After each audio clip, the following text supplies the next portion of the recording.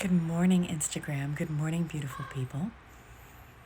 So this morning I am in Redway, California, and it is incredible to be with these big trees. Boy, the redwoods here. If you haven't experienced the graceful strength of the redwoods, maybe time soon. So here my morning reflection is consent. Those of you that know me know that I am deeply passionate about consent and committed to empowered consent. So I thought I would take a minute to kind of describe what that means to me. And I would love to open the conversation here. It's so vital that we're talking about this. So empowered consent to me right now means when I say yes or I say no to anything, that means I'm taking full ownership and responsibility for giving or not giving my consent to something. See, because there's places in life where it's more difficult for me to say yes or no, depending.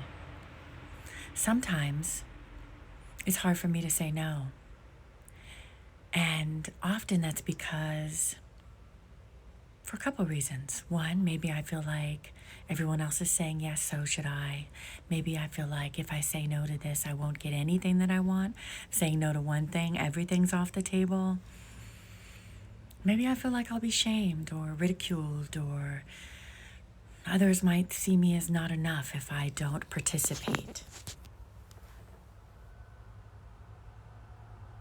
So to be able to give my informed consent, I have to then be aware of where are those places where it's difficult for me to really say no when I mean no, or yes when I say yes.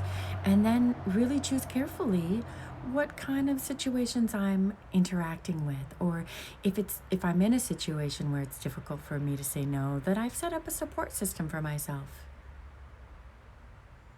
Yeah. Informed consent, what do you think of that? Empowered consent, what does that mean to you? Really would love to hear your thoughts on what consent means to you, and if you have any thoughts about what I've said consent means to me. An open, honest, authentic conversation on this, I think, is deeply important. Thank you for joining me. Have a beautiful day, and as always, the invitation is empowerment.